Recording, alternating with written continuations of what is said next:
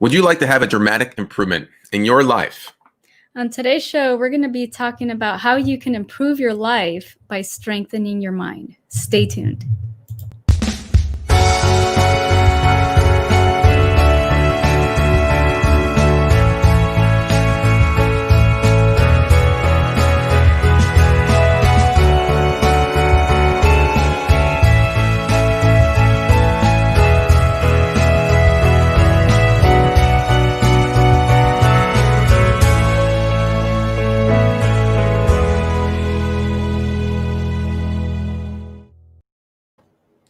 Welcome, everybody, to another episode of Awaken Your Spirit. We are your hosts. I'm Dr. Aaron Garcia. And I'm Veronica Mendez Garcia. And our show is about inspiration, motivation, and developing the mindset to live a happy and abundant life. We're live every Mondays and Wednesdays at 9 a.m. Pacific time. If you guys would like to join us on the show, you can join us at Aaron and Veronica here on Facebook. If you're watching on YouTube, make sure you subscribe to the channel and hit the live notification button so you never miss an episode when we go live.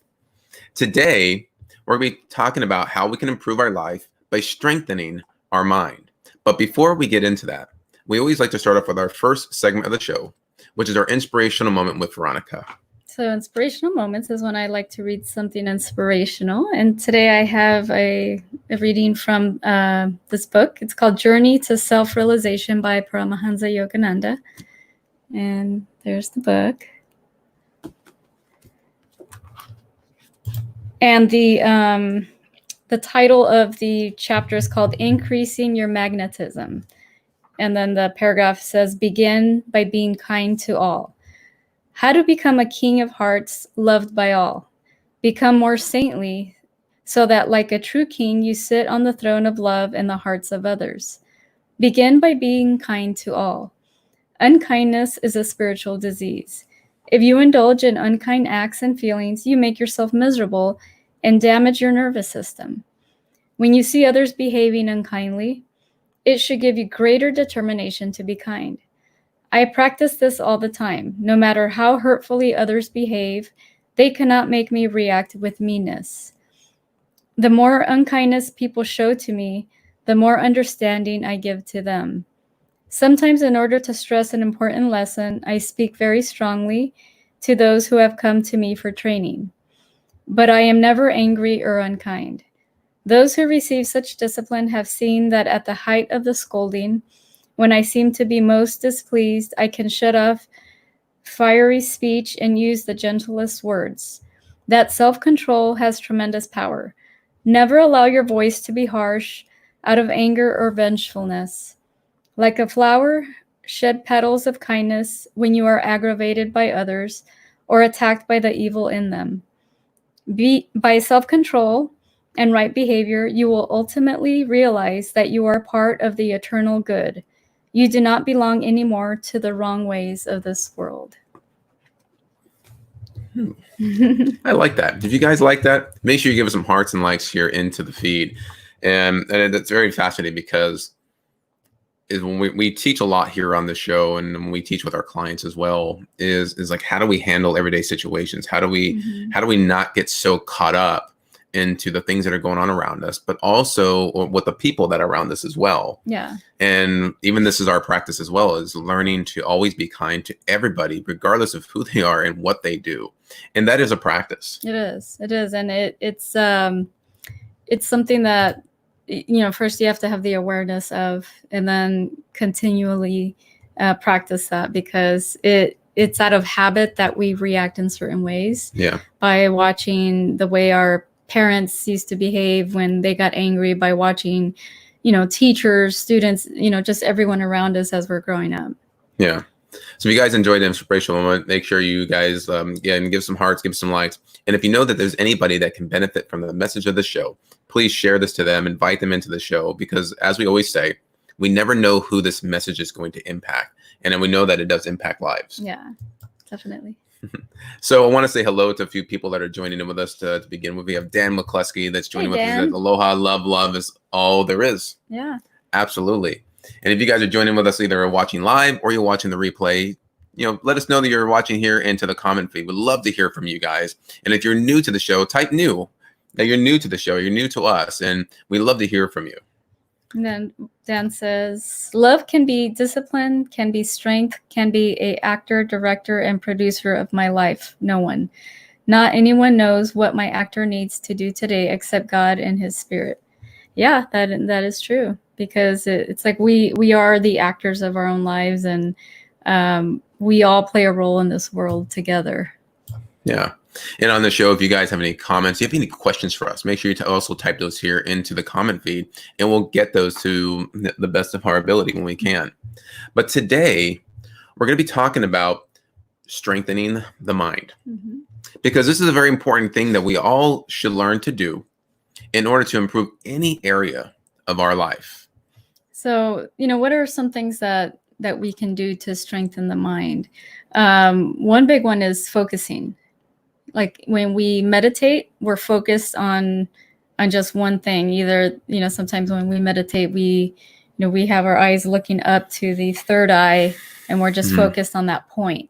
Or sometimes you can meditate looking at a flame, and it's that intention focus that it allows us to shut out like everything around us and just focus directly on that one thing. So when we go out and we're doing something, or like there's things that we have to do, we're able to focus better by, through meditation and practices like that. And there's so many different kinds.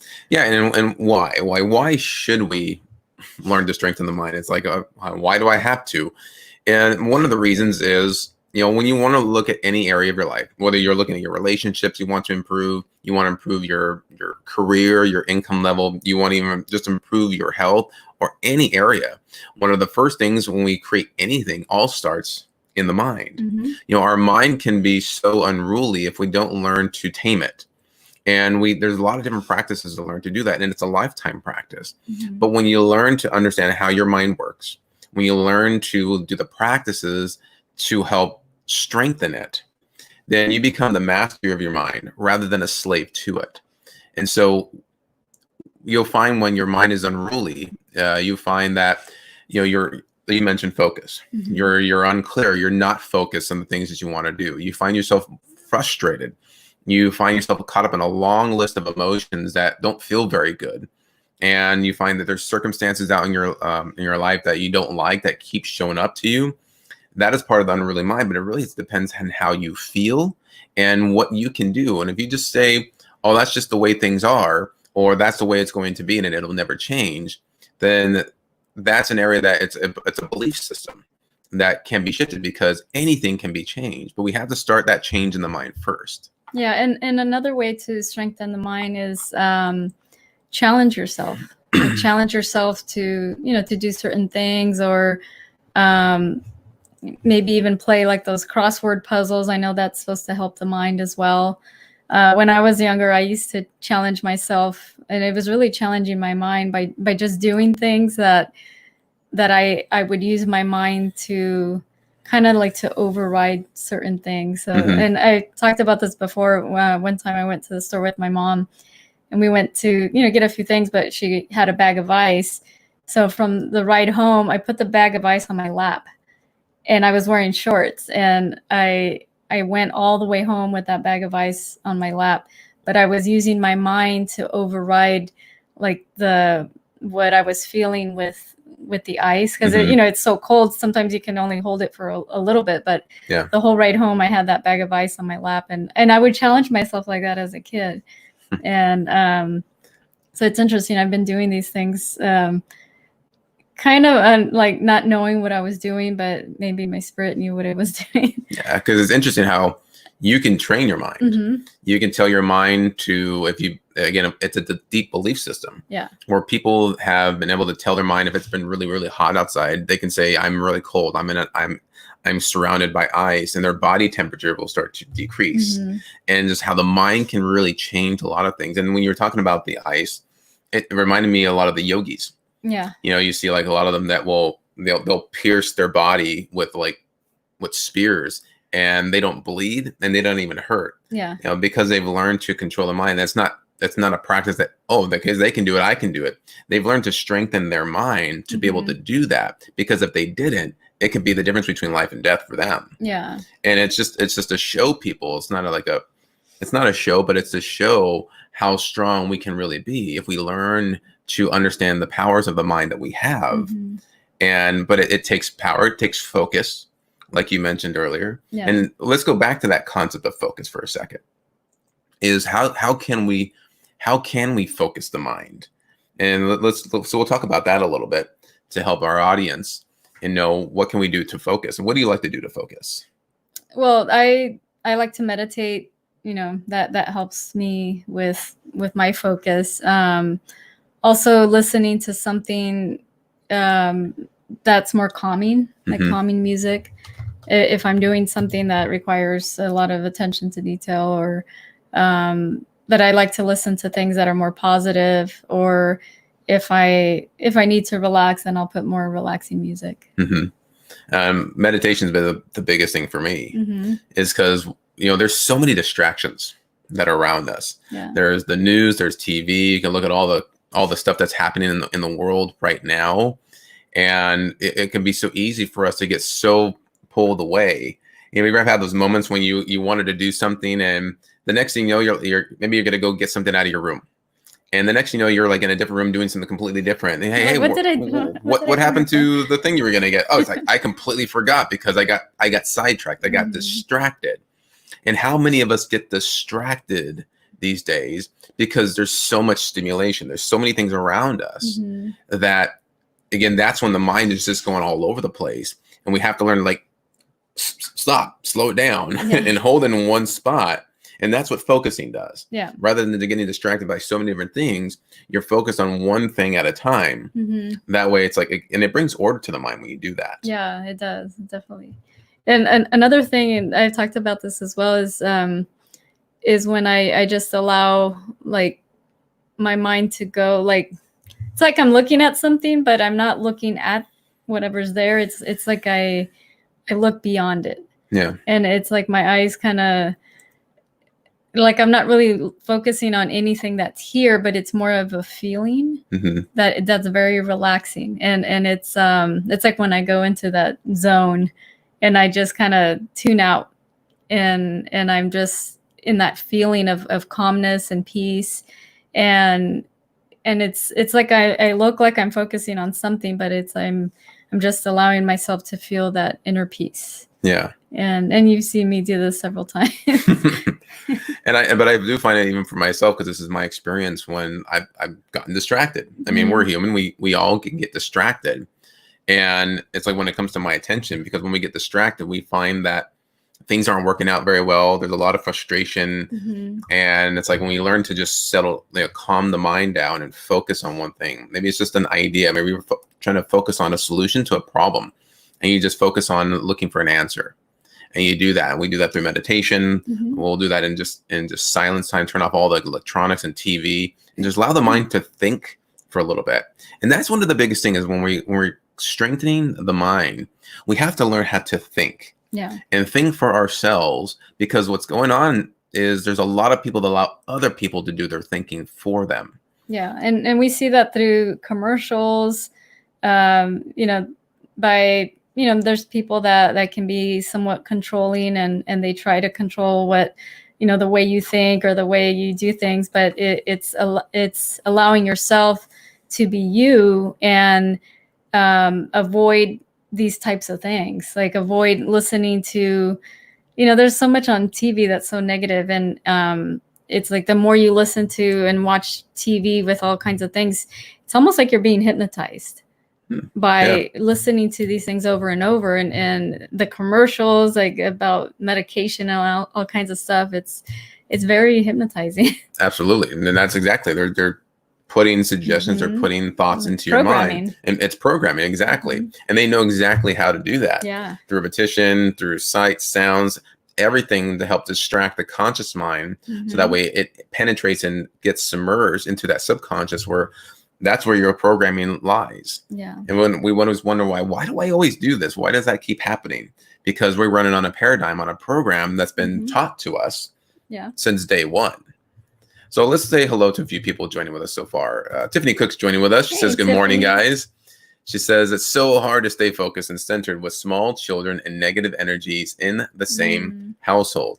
It's been a struggle. Yeah. Yeah. It's and that's the importance of, you know, trying to keep the mind strong. Maybe do some exercises to strengthen the mind, like you know, like the memory games or like the crossword puzzles, like those can help to really sharpen the mind as well. Yeah, because we've been there too. And the thing is, if we say, well, I'll be more focused, I'll be more calm once I get into a better environment, once I'm not around these people. But you're going to be involved with people and family and in the world all of the time. And we can't just go and seclude ourselves into a cave and recluse ourselves for the rest of our life. So like, how do we handle ourselves regardless of the situation that's going on around us? And sometimes the environment that we're in is probably the best training ground, because if you can learn to focus and concentrate in the area, in the environment that you're in right now, it prepares you for any other environment. Yeah, and that's what I was going to say. You're in the perfect training ground to strengthen your mind, because like you have all this stuff going on, but you're aware of it, and you know, you can do things to help you strengthen the mind. If you can find, you know, 5-10 minutes to meditate, or longer if possible, but you know, really during that meditation, that's where you can focus. Yeah, absolutely. Dan says, yes, focusing, I'm deserving of all good, not some, all. And affirming that daily, hourly, stepping into unconditional God, unconditional creativity from within. Go intuitive and into it. Get it. I'm going to write that book. Go into it. Trust the Force, Luke. Obi-Wan. It was an Obi-Wan quote. Yeah, but it's all about how we focus, and you know, our mind can get so. We talked about being distracted, but with the things that are going around us, it creates a lot of emotion.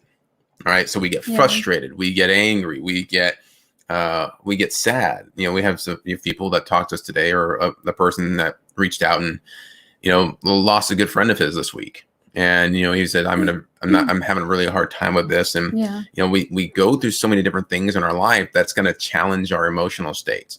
And what we always encourage people and share is that it's okay to feel emotion. And one of the, you know, one of the common things that we've seen is people misunderstand like a strong mind versus a weak mind. And one of those, and we were talking about this earlier, was a lot of people think that if I was to show emotion, that would mean that I'm a weak person. Yeah, showing like it's a sign of weakness. Yeah. Also, like being kind to other people. Some people can interpret that as weakness, but in reality, it's not. That it takes a lot of mental strength, you know, to be strong, you know, to be kind to people, because when those people are being unkind to you and you're still kind to them, that takes a lot. Yeah. Because they're like, some people, they would just flip and, you know, lash out of anger or frustration, and they can't control their emotions. But to be able to still be kind to people regardless of what's happening, you know, that does take a lot of mental strength. And which is different than allowing people to take advantage of you. Yeah. You can still be kind and still stay strong in yourself. As we talked about, standing in your power. And we mentioned this in a few episodes ago. But it's, you know, can you be kind to everybody? And these are different practices that you can do to help start strengthening your mind. Because when you start getting into a highly emotional state, that mind becomes unruly. And we talked about this. If you guys have been watching the repetition, that's why we say it over and over, is when you're in a highly emotional state, your whole reasoning factor just goes right out the door. And so we have to learn to calm our emotions and use them when appropriate. So use them when appropriate, like, what do you? Well, let me go deeper into that. Yeah. So what I mean by that, so we'll use the example of a friend of ours that he lost somebody in his life this week. And we tell people that it's okay to be sad. It's okay to, if you feel like crying, allow yourself to cry. Those are like the appropriate moments. We've seen the opposite, where people go through those situations and it's uncomfortable for them to feel the emotions, so they stuff it. And they don't want to seem weak. Maybe they're doing it because they don't want to, you know, everybody else is going through tough times, so they want to be strong for everybody else. But they never allow themselves to process their own emotion, and they carry it with them. And it just keeps getting triggered and triggered over and over again when a situation like that shows itself in the future. Mm-hmm. And so like we condole, like, hey, you know, we are going to lose people in our life. Yeah. And we have to be able to want to acknowledge them, and we're going to be sad. That's a normal emotion for us to feel. It's when it still affects us like 10, 20 years down the line, and we have never really let that go and processed all of that. Yeah. Yeah. And then that's where it can be challenging, you know, for the person if it's been 10 years and they're still in that depression or sadness. Yeah. Yeah. And so we have to learn to work through our emotions. But part of working through our emotion is we have sometimes, actually most of the time, we have to work on our own stuff. Yeah. And why those emotions keep showing up, because there's meaning behind those emotions. Why do we feel the way that we feel? Is if we're getting frustrated or upset with something, there's a meaning behind that. And a lot of times it's from these past experiences that we go through that, you know, were not so pleasant for us.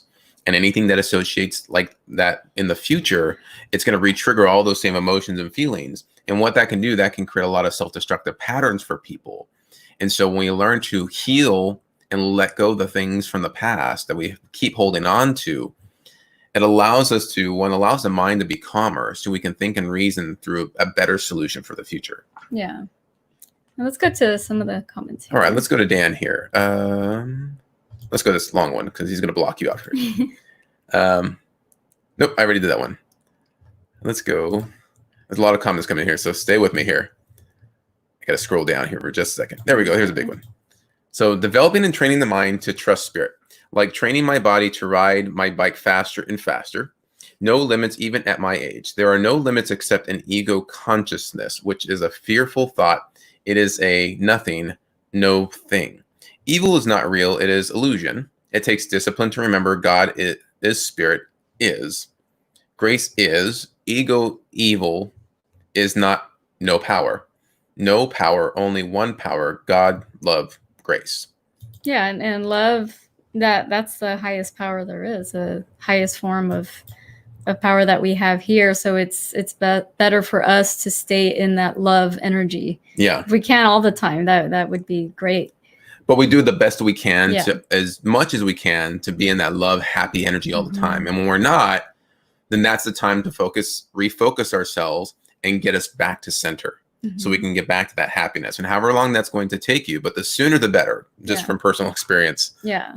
Stephen Smith is joining with us. Hey, hello, Aaron and Veronica. I'm watching from Sarasota, Florida. Glad to be here and learn. Awesome. Thank you for joining us. Yeah, thank you. Thank you. So we're talking about today strengthening your mind. So I wanted to read something. And the mind has just been a big fascination of ours for over the past few years. And we study this because it is a big part of our work, but we realize the more that we understand our own mind, how it operates and what we can do to change it for the better, so we can create a different experience in our life. That it's been the biggest dramatic change for us by just working on that concept. Yeah. And so we read a lot of people who talk about the mind. And so one of them is Napoleon Hill.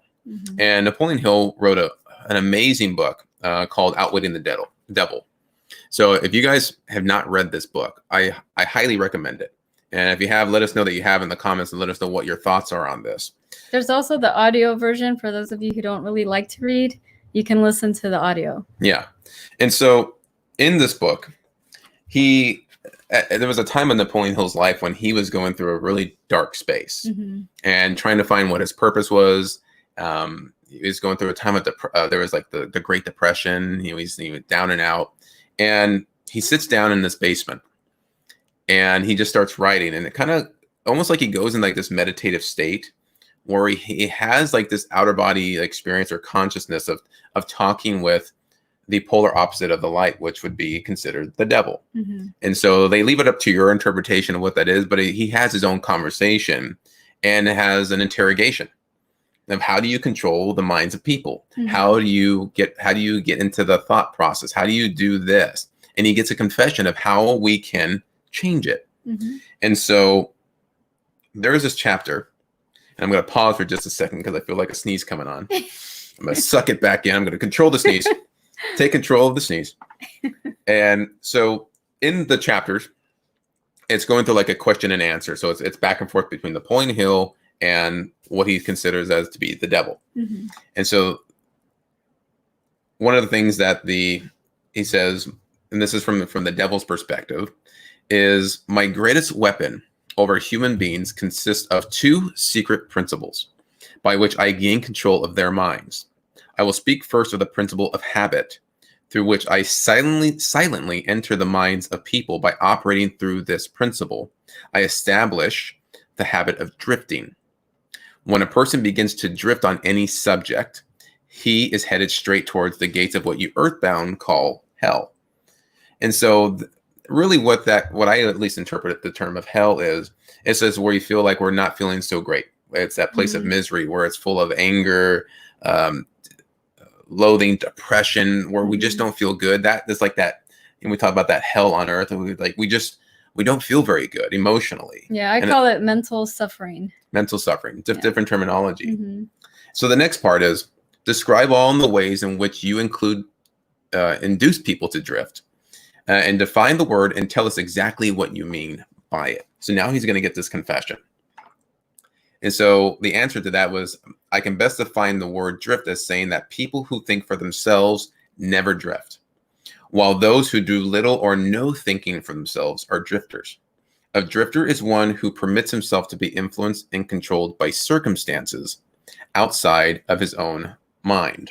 That's why with kids, it's better for them to make their own decisions with anything, really, because if we're always making decisions for our kids, they're going to grow up expecting everyone to decide for them. And that's where they can get into that drifting, because it's it's a habit that as parents, like our parents did it to us, like, okay, this is what you're going to eat. This is what you're going to wear. And the kids have no choice. But if you give kids the choice to do things, they become more independent. Yeah. And like with my daughter, I would allow her to do, like wear what she wanted to wear to the store. I didn't care if people were judging or not. She would go to the grocery store wearing a Spider-Man costume. When it wasn't Halloween, it was like, midsummer. And I didn't care, because like that's what made her happy, and that's what she wanted to do. And she would, go and do the little pose and everything. And, people, they enjoyed actually seeing her, at the store walking around in a costume. And another time she wore it was like a Minecraft costume. It was like the big blockhead. And she said, "Mom, can I wear this to the store?" And you at first said no, because you were thinking like, what are people going to think? It wasn't Halloween again. Yeah, it was a regular time. But that was a big learning lesson for me. Yeah. Because I caught myself in that moment. And sometimes we get caught up into our old habits. Yeah. And we have to catch ourselves in that moment and like, wow, here's a pattern. It's like, I'm going to stop her, because what are people going to think? And so, and really what that comes down to is, what are people going to think about me? I'm letting her run around, and am I feeling embarrassed by her running around? And I caught myself like, I have a couple decisions to make here.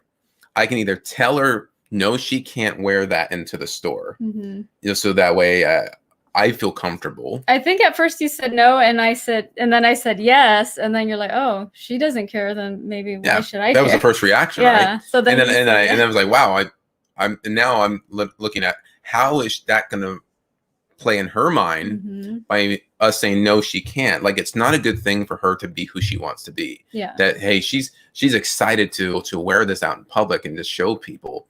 And if we're going to shut her down, how many parents do this? Oh yeah. We see this so much of like, don't wear that, don't do this, because people are going to tease you, think about you, and they say, and they stop their creativity. Yeah. And it was the opposite reaction. So she walks into the store, and there's these other kids in there, and they're like, "Hey, it's Steve. Hi, Steve." And then it was like she was a celebrity in the store, and kids were saying hi to her and everything. And so it was interesting to watch. Because where does the mind go, right? The unruly mind will say, "Oh, people are going to say this. They're going to poke fun. They're going to be nasty." When it's like, when we challenge that, because what our mind will tend to go through based on experiences, and also what's been programmed into us by other people, is we have to challenge that belief system. Is that true? And even though it might seem a little uncomfortable and a little strange or weird at the beginning, Yeah. we went to the store and got all the reaction. The kids were happy about it. The parents like, oh, that's really cool that she's able to do that.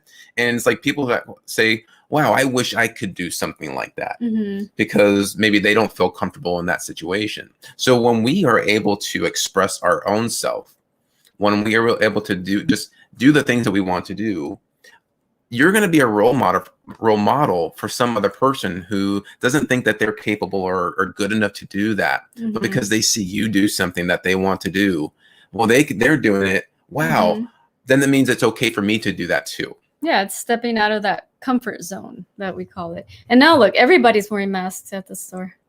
Yeah, I remember the mask was like one of the weirdest things you see, and now it's like now it's normal. Everybody's doing it. Now everybody's accessorizing with their mask, and it's becoming the new thing because, again, everybody's doing it right now. Yeah. But sometimes it takes that first person to set the trend, to do something different, and then other people tend to follow that because, wow, somebody's expressing, they're being themselves. But it's the key thing is not to try to be like other people, but it's be who you truly want to be. So when we're talking about the book here and we're talking about strengthening the mind, is we have to learn to think for ourselves without allowing other people to do our thinking for us. Yeah. And so how could we do this? How do you work with that? And I'll share my thoughts. To think for myself? Yeah, without allowing other people to get in the way of that. It's making decisions for myself without asking for approval or things like that. And I've always done this. Like I would just do things without telling anyone. And because I didn't want to hear it, like if they had a negative opinion towards it, or it was just like, I'll do it. And if it works out, it works out. If it doesn't, it doesn't. And I didn't allow their opinions to get in the way. So that's like with certain things, I would just do it. And then even my sisters sometimes like years later, I'll tell them something and they're like, oh yeah, I did that like 4 years ago. They're like, oh yeah, you would do something like that, like without telling us. And so they're used to me being that way. Yeah. And why? Because if you were to just tell them what you're going to do, and I'm saying this is just your family, but there's a lot of people that can tend to, criticize or naysay the things that we want to do, and how many people they have a goal. I want to do this. And someone says, oh, you can't do that. Or you think that's safe. And they put all the worries or the what ifs into the mind, and that shuts a lot of people down from achieving their goals. Yeah, that's if you allow them to do that. But for me, if someone would tell me you can't do that, it would make me want to do it even more. So for me, it was like a challenge. And I would say, I wouldn't tell them like, oh, you watch and see. I would just say, okay, well, if that's what you think. But then deep down inside, I'm like, I'm going to do this. And I didn't care what someone said. Now I know how to reverse psychology, Veronica here. No, you can't do that. You can't wash the dishes by yourself. I'm going to show you. Yeah, you're going to help me. But we're talking about strengthening the mind. And that's one of the biggest things that we can do is when we learn to think and really look at our thoughts. We look at our belief systems, and we have to evaluate those often. And we have to ask ourselves, does this hold true? And if it held true at one point, does it still hold true today? Because we can run up the same belief system as we had when we were like 5 or 4 years old. Yeah. And we never changed it because we never questioned or evaluated a situation. And we drift onto our life, and we get distracted, and we forget.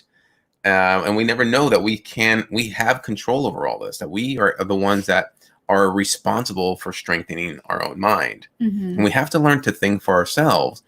And it's okay to allow other people to give advice and counsel. Maybe if they're achieving something or doing something that you want to be able to do, and they know how to do that, that's great, asking for counsel. But it's learning who to ask for guidance when it's needed.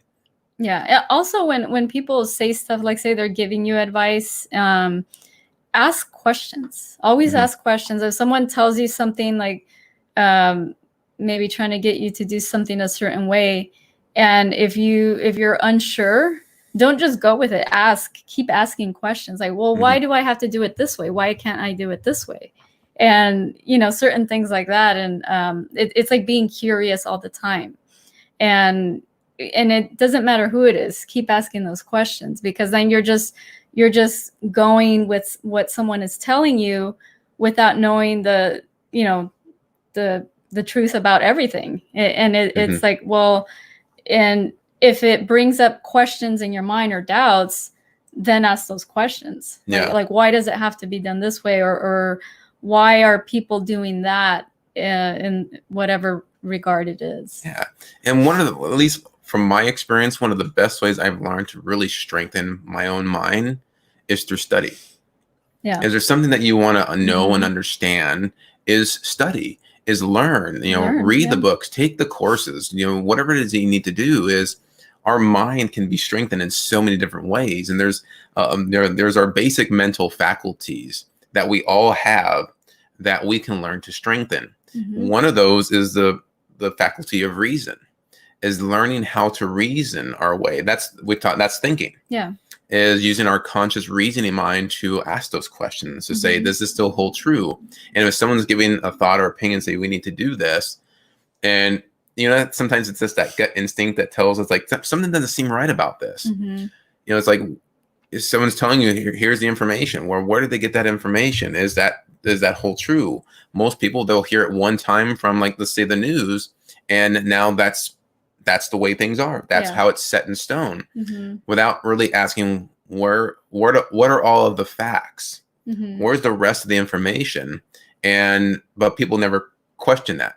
How many people never question, you know, what's in their food? Never question, you know, what all the different ingredients are in their medications, and what they're actually doing, and how they all combine and affect their body. Yeah, and it's like, we have to learn to question, but it takes a lot of effort to question. And I think the reason why some people may not question is maybe that old phrase of, don't question me, or if you question authority, parents, like people that are, you know, if you're a kid, it's like parents, teachers, and anyone that's older than you. Yeah. So let's go to the comments here for just a little bit here. We've been coming in here. Dan says, thank you, Aaron and Veronica, two of the warmest people that I know. Thank you, Dan. Welcome. Thank you. And he says, here's a big one. I like what you said, Veronica. We or I can never allow someone to tell me what I can or cannot do. My dad is dead now, and my mom is 93. I can laugh and go, really. I always imagine my hero, Vincent van Gogh, and someone telling him, you can't paint like that. And they did. He said, really? And he kept painting. Z genius. Yeah. Or genius.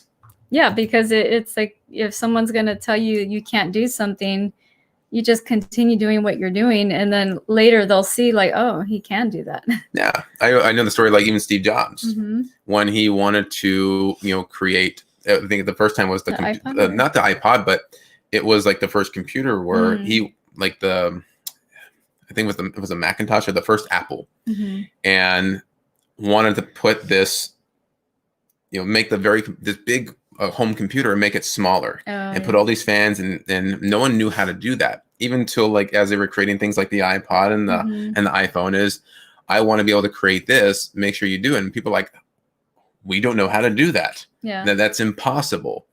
And he's, you know, says, well, we'll make it possible, or, you know, have you work. I even know that Henry Ford said the same thing when he was trying to create the 8-cylinder motor, and the engineer says that's impossible. We can't make it an 8-cylinder. And it's not impossible because they already saw it in their mind first. Yeah, but they couldn't see what Henry Ford saw in his vision, and he says, do it, or I'll find somebody else who can. Yeah. So he put pressure on them, and eventually, what happens? Rather than just giving up and saying, oh, the engineer says that we can't do it, that was not a thought in Henry Ford's mind. They figured it out. And he kept just pushing forward until they figured it out. So if you're unsure how to do something, and someone says, oh, you can't do that, or even a lot of times they're not doing that at a negative thing. They're just doing it as they're to protect you. They don't want to see you get hurt. And a lot of times it could be family or close people to us. Yeah. But when we learn to say, you know what, I'm going to do this no matter what. I may not know how to do it, but I'll figure it out, or somebody will help me figure it out at some point. And also, I see some people, it's they question themselves, like, and by asking other people, like, do you think I could do this? And it's almost like they want approval from others, and that's where they can because they're not really trusting in themselves that they can do it. So they seek others to maybe to give them like that push, like, oh yeah, you can do it, or they seek their opinion because they're unsure of themselves. Yeah. But when you're really sure about yourself, like there's no questioning. Yeah. I that was like story of my life was always looking for the approval of other people. How would they think about this? That was like where a lot of my decision making came from. Yeah. And if I didn't know how to do something, like I needed some guidance or feedback, like tell me this is good. And if they didn't, and someone said, oh, probably not, I would have stopped doing that. But now I realize, what is it that I really want to do?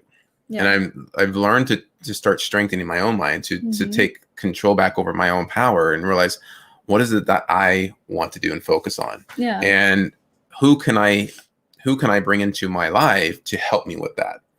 And sometimes, like I was reading earlier, we can drift, and it's so easy to get distracted and get, taken in a different path than what you really want to do, because there's so much distraction out there. But when you learn to really strengthen your mind, you learn to bring yourself back on track.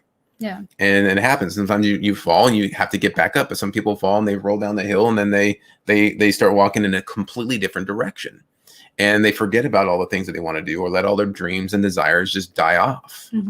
Yeah. So that's why it's important to strengthen the mind and allow yourself to think for you without, having other people bring you down, or maybe say negative things that's going to change your mind on what you want to do. Yeah.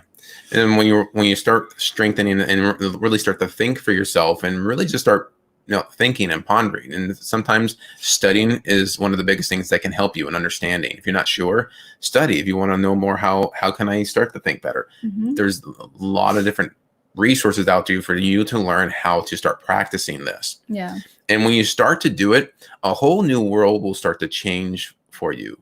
And that has been like the biggest blessing for myself, for us. We even teach this to our daughter now, and she's still young, so she's still working because she hasn't had a lot of experiences. Yeah. And so for her, it's like trying to figure out, like, why should I do this? Why is this important? Because she doesn't have the contrast. And sometimes we have to go through those experiences when we follow the path, and we find how frustrating that can be. Yeah. And it's what can guide us back on, because we know what we don't want. So now we're going to focus on what we do want to do. And when we learn to take control of our thoughts, we learn to tame our own emotions so that we don't get highly emotional. We can stay calm, coming from that love place we talked about earlier. And in a calm state, that's when we're able to think. Yeah.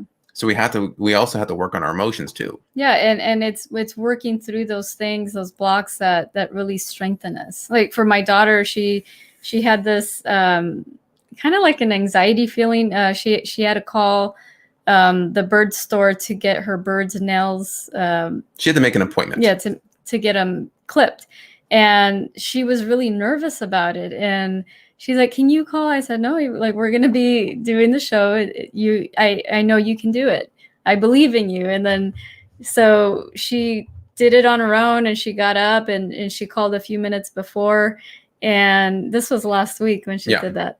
And she got through finally, because we've been trying for like 2 or 3 weeks, and the busy signal. And by the time she had called again, it was already booked. So she finally got through, got the appointment set. And when we were done with the show, she was so excited. She's like, I did it, and I got the appointment, and congratulations. See, I knew you could do it. She passed through a mental barrier. It wasn't like it was a difficult task, but it was difficult in her mind. Yeah. For her, it was creating like anxiety type of feeling, because again, the authority, like she's speaking to, like older people and adults, and she didn't feel like she could make an appointment because she's a kid. Yeah. And how many people say, well, can you do it? Oh, it's easy. We'll do that for you. But that doesn't really teach her anything. Yeah. And it's just the anxiety is just going to stay there at some point in her life, when she's going to have to do things on her own. Yeah. And those of you who have kids can understand this is she has to learn how to do things by herself, because what happens if we're not there? She's got to learn to be, resourceful for herself. Yeah. And just by asking for help, that's one of the biggest things we've been trying to teach her, is learn to ask for help yourself. Or ask for what you want. Yeah. Yeah. Like at restaurants, sometimes she would say, oh, can you tell them that I want this? I go, you ask them, you tell them what you want. And it creates a little bit of that anxiety for her. But then, the waitress will come and then I'll say, tell them what you want. And then she'll say it, but it helps her to get over those barriers, which is a great thing for her. Yeah, for her. And it's like, when they ask, what is it you want to eat? And she looks at us. Yeah, I can tell them. And I tell them, it's like, oh yeah, I don't know. It reminds me of that movie, The Christmas Story, with Ralphie when he's asking Santa Claus for what he wants, and he gets really so freaked out that he just goes like blank. And he's like, how would you like a football? He lets Santa tell him what he wants rather than what he really wanted. It's like, yeah. He's like, yeah, football. That sounds good. And then he as soon as he leaves, he realizes, wait a minute, that's not what I wanted.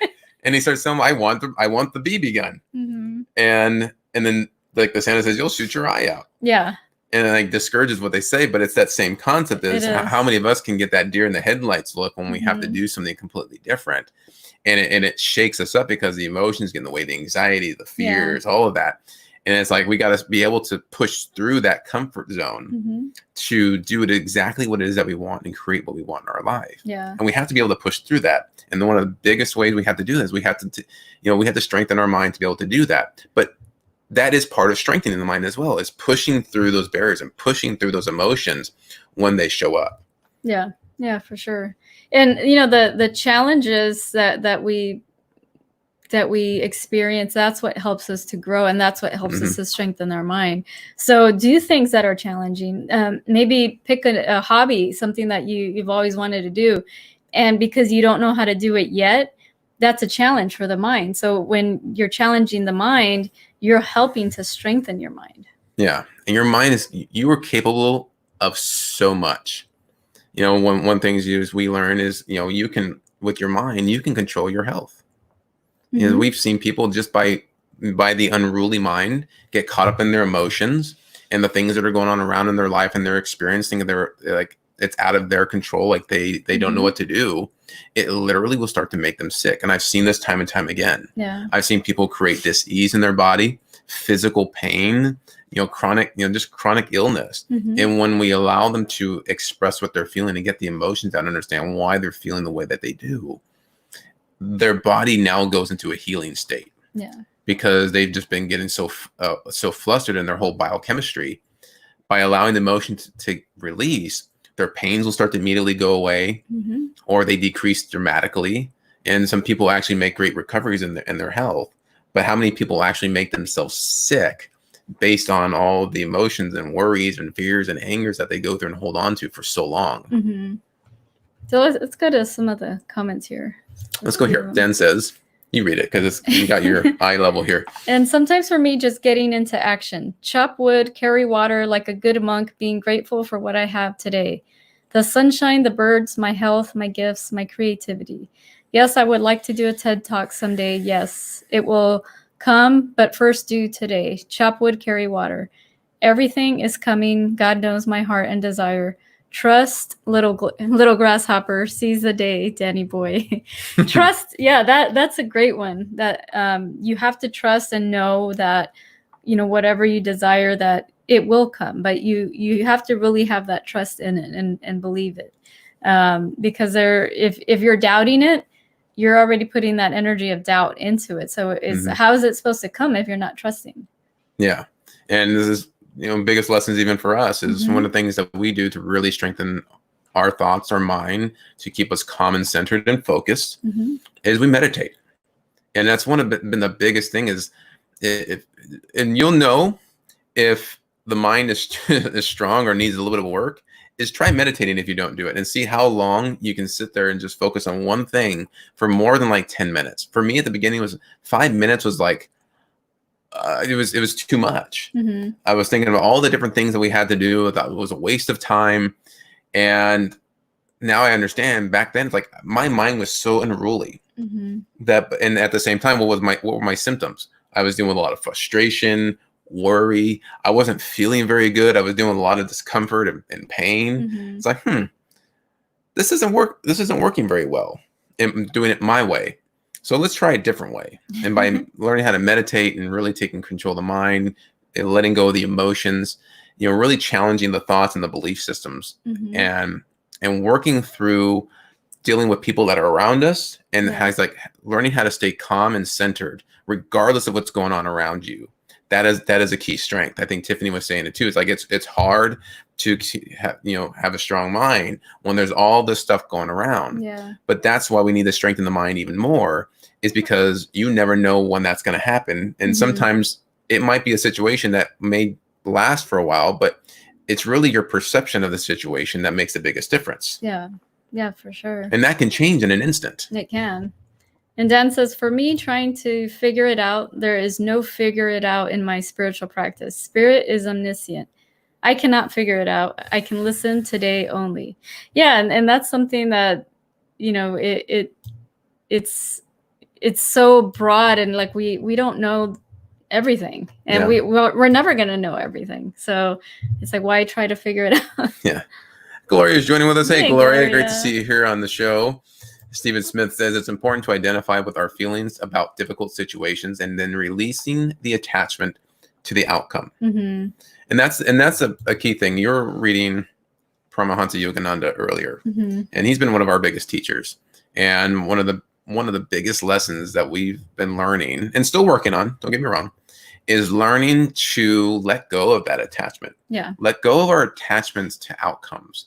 Because when we expect things to happen in a certain way, or I expect to achieve this goal, this is what it's going to be. This is the time frame I'm going to do that in. And if it doesn't happen, what happens is we start to create that mental suffering, the frustration, the fear of it not happening. What if I don't get the end result? What happens if this? You're thinking about the outcome of whatever it is that you're going to do. And we can learn to detach from the outcome and just do it for the joy of doing what you want to do, without, whatever happens, without saying, oh, it's got to happen this way. And if this doesn't happen, then I can't do it. And it's been a big lesson for me, is learning how to detach from the outcomes. And it's a practice. Yeah. But the more we do all these little different practices, and you'll know you're getting better, and your mind will be is stronger, is when you feel calm a larger percent of the time throughout the day. Yeah. And happy. Yeah. It's like your emotions will guide you and let you know. So it's like, really pay attention to that and understand, where you are in this moment. And it's okay where you're at now. Like it's stop comparing yourself to other people, to what they're doing and where they're at. It's like, we're all where we need to be right now, because we're all on our own journey. And just embrace that. Yeah. And one of the biggest things too is speak kindly to yourself. Yeah, that's a big one. Yeah, it's one of the biggest challenges that people have is that sense of I'm not good enough. It's that low self-esteem, lack of confidence in themselves.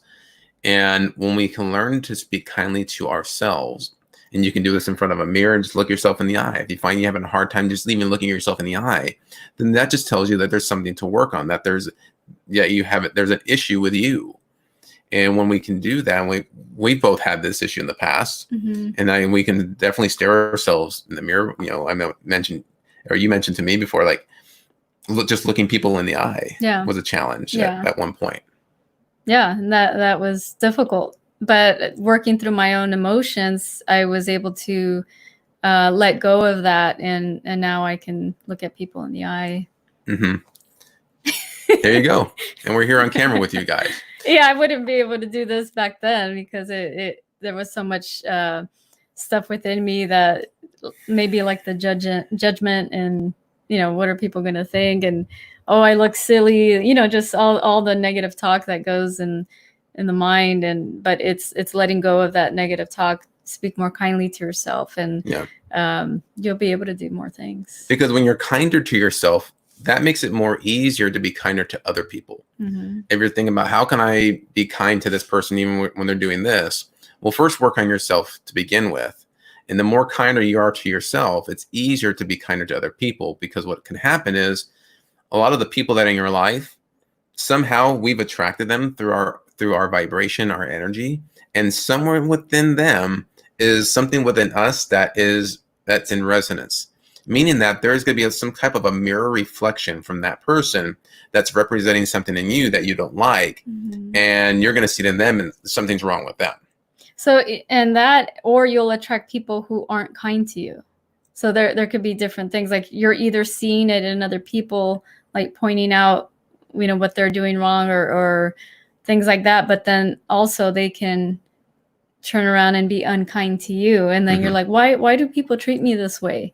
But it's like, do you treat yourself that way? Yeah. So it's it's something that some people don't understand, like that concept of that mirror reflection. But it's interesting how that happens. So the more you're kind to yourself, the more other people will be kind to you as well. Yeah. And then as you do all these different practices, it's like going to the gym and doing, working on different parts of the body to make them stronger so they all work together. If you're just working on one body part and not work on the rest of them, then you're going to have an imbalance. Yeah. And so you have to do things. You got to work on your focus. You got to look at what information is going into my mind on a daily basis. What am I listening to? And that information starts to affect your thought process and your reasoning. And as you start thinking for yourself, you start to gain, factual information. Do your research. If you're unsure about something, don't just blindly follow what somebody will say. It's like, you do your own homework. It might be good, but if something says, I want to learn more about that, go. That's why we study. That's why we read. And sometimes we still will have to have the experience to understand what that person is saying. And we can also say, my experience is something completely different.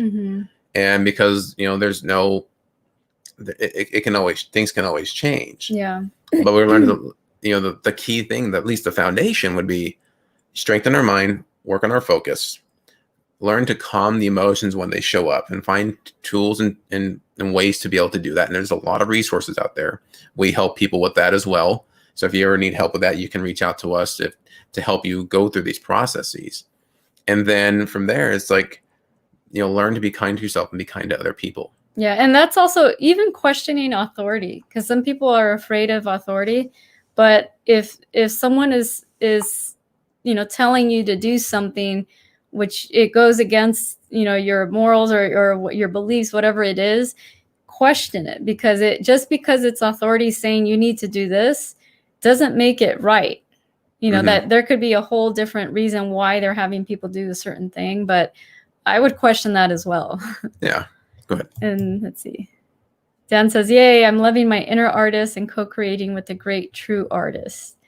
And then I'll have you read this one. It says, yes, Aaron, process orientated versus results focused. Getting to go for a run experience, the run, or getting to do a talk. I'm not loved more because I speak to larger groups or win a race or don't win a race.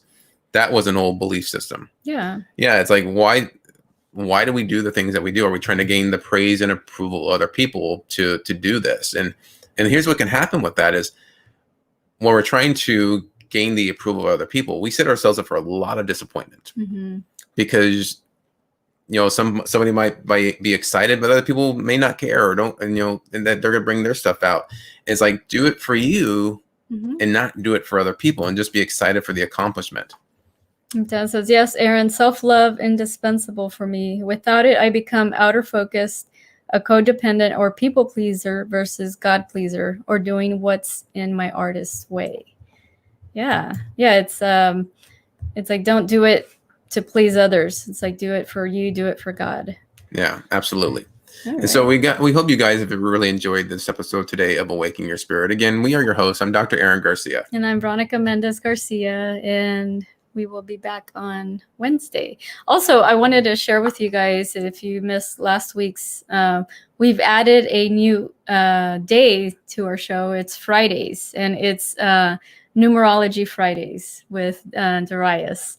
So if you want to tune into that, we go live on Fridays at 10 a.m. Pacific. So it's a whole, it's a little twist to the show, adding, some more fun things to it. So if you want to tune into that, and he's very good with numbers, and he's studied Vedic astrology, and he's a great numerologist, and he can tell you things, just based on the numbers that you give him. You can give him your date of birth, and he'll let you know all kinds of different things. Yeah, you know more about yourself, areas that you can work on, things that you should be mindful of. And the concept of the numbers is very fascinating. Yeah. So we've added that days, and we call it What's in the Numbers. And that's what that special segment of Awaken Your Spirit is on Fridays at 10 a.m. Our normal show is here Mondays and Wednesdays at 9 a.m. Pacific time. If you guys would like to get the reminders, make sure you subscribe to the show. Just click the reminder here in the feed. If you're watching on YouTube, subscribe to the channel and click the little bell till you get the reminders each time when we go live. And we thank you guys for being here. We highly appreciate you, and we will see you next time. All right. Have a great day.